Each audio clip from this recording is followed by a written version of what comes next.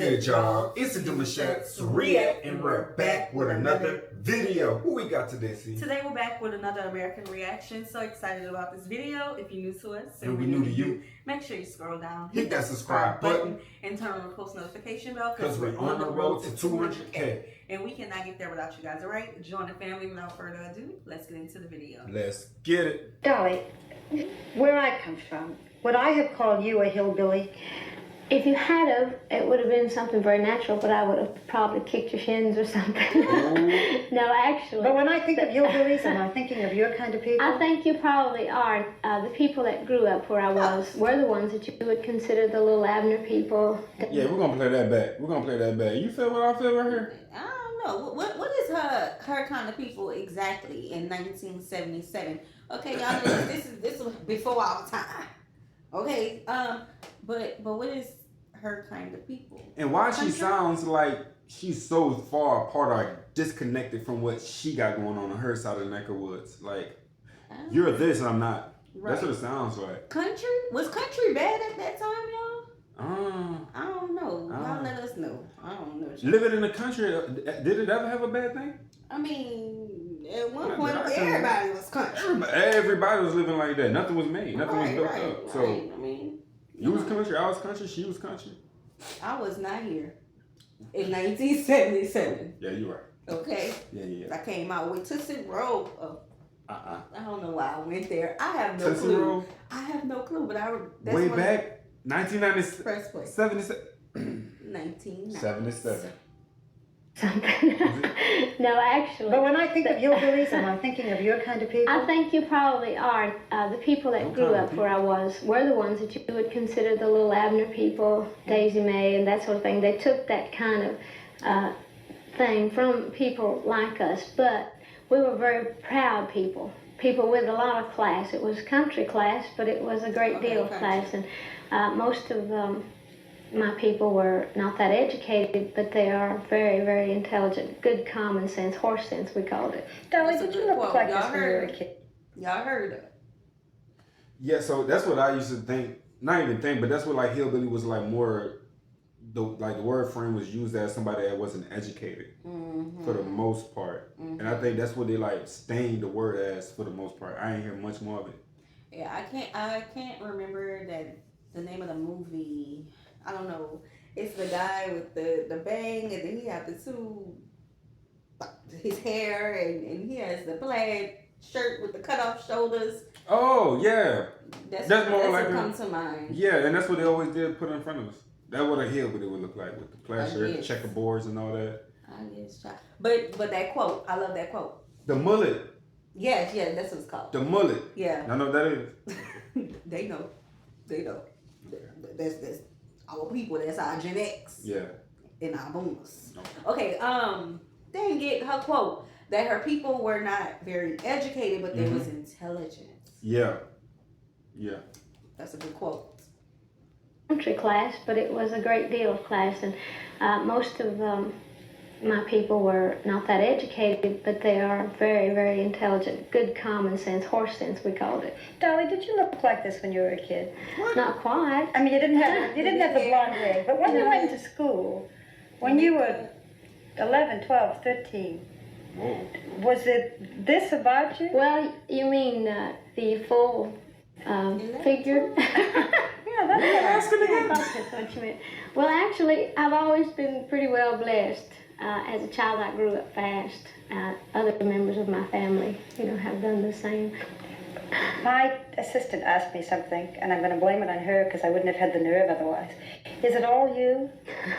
Bro, it's she. Well, I can't show it here. I will tell you. Whoa. Yo. She's talking about her body? She's talking about this woman's whole physique. She asked her if that's how she looked at 11 and 12? At 11 or 12. Whoa. What y'all was going through in the 70s to be asking people if they was looking like that at 11? I just don't understand why in an interview you're asking such an icon this question. Like, why do your body has to be a certain way at a certain age for you to get it where you are now? And then you'd be like, hey, was this your body always like that? That's kind of crazy to me. I ain't never heard of a question like that in an interview. I don't know. I I'm gonna have to pull up the 70s and see what the What the hype was about. what the superstars how they was dressing back then. Because I mean, Were they not then? Were they not then? Then. Yeah, I had to say it twice.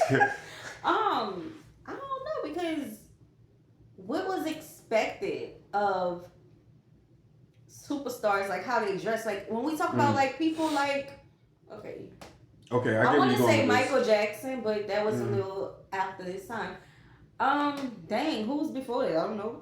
Frankie Beverly. Do Hillary. No, what's the model?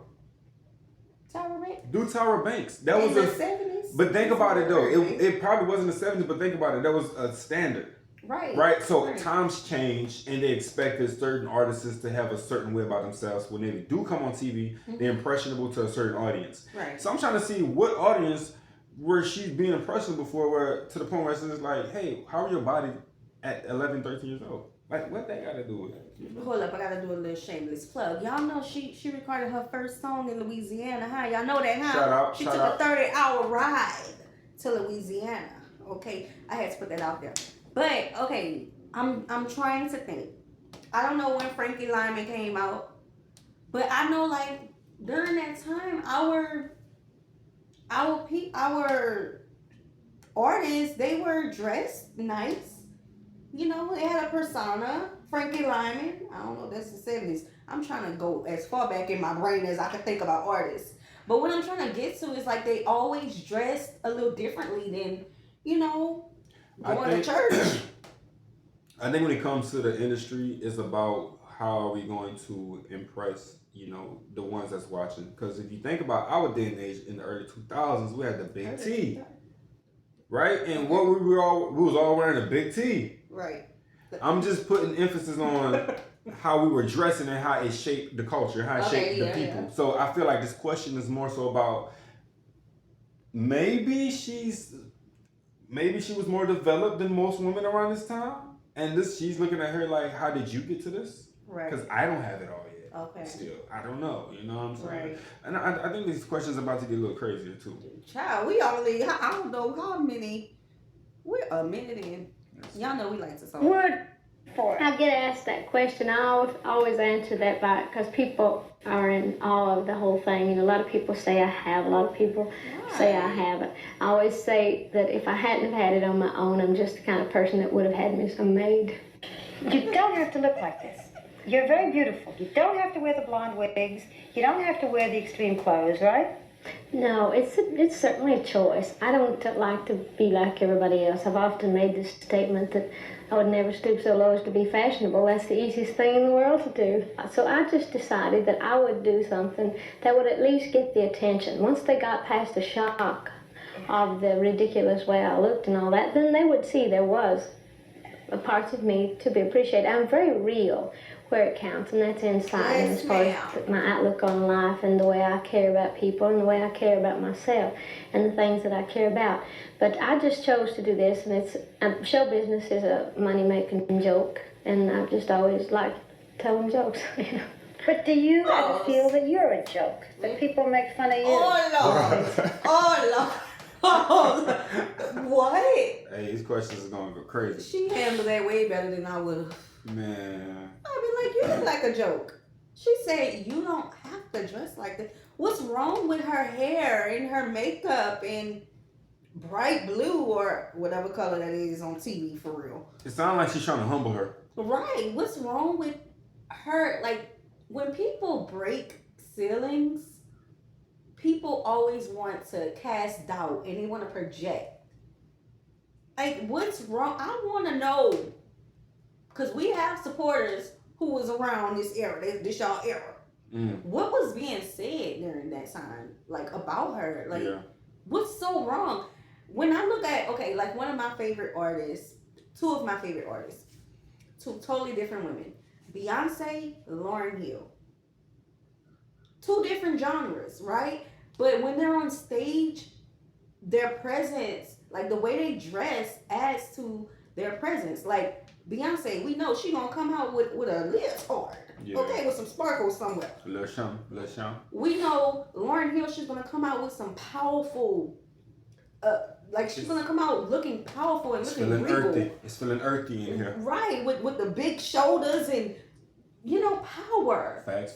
That's a part of show business. I'm not no manager. What? No. I feel you, but it's allowing the artists to also have a say-so about who they are in this industry. And I feel like they're trying to humble her because she's breaking the standard. And when you do that, especially think about it, you in 1977, people probably weren't as, maybe I could be crazy wrong, but people probably wasn't as open to, Elvis, the hips. When Elvis did the hips thing, they say, yo, you tripping, you can't do that. But it was him, and it was part of who he was. And again, it's in his vision book.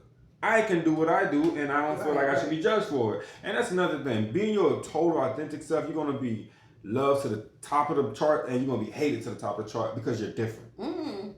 That's what it is. And I feel like her questions that they're asking Dolly here is only because she's being different. You know what I'm saying? And that's a good thing to be. Be different. She's handling this so well. Because it's real. Now I joke and I say I wouldn't have been able to handle that. I would have, being a professional, but on camera, being a reactor, I'm Sierra. Yeah, she gonna read between all the lines, and she gonna try to stop herself from saying something. But at the end of the day, she peeped game before you even finish your sentence. Yeah, but that face, the face gonna tell it. Show business is a money-making joke, and I've just always liked telling jokes, But do you ever feel that you're a joke? That people make fun of you? Oh, I know they make fun of me. But actually, all these years, the people, has thought the joke was on me, but it's actually been on the public. I know exactly what I'm doing, and I can change it at any time. Where I make more jokes about myself than anybody. Because I enjoy it. I know, like I say, I am sure of myself as a person. I am sure of my talent. And to me, and I'm sure of my love and for life and that sort of thing, I'm very content. I like the kind of person that I am. So I can afford to piddle around and diddle around with makeups and clothes and stuff because I am secure with myself. Listen, tell me about this marriage of yours. This man whom nobody ever seems to see. We heard that he was here. We heard that he was in town, but none of us have seen him. Paul Dean. You don't see him very much. You're on the road most of the time. You've said, I know that this marriage will always last. This man gives me everything I need. How do you know? Well, I need freedom. The man gives me freedom. So why get married? Why not? Why? I mean, if what you want most is freedom, why have a husband tucked away someplace to see 6 weeks a year? But he has the same freedom. See, the thing of it is, you don't find a person that you can be happy with and that can accept you the way you are and can share the things and to plan for the future and to enjoy your home. We have our foundation, we have our roots, we have all the things that everybody's looking for, and that's happiness in a marriage. I've got better things to do than to sit around in my room thinking, oh, what's Carl doing tonight? I wonder if he's with somebody and this and that.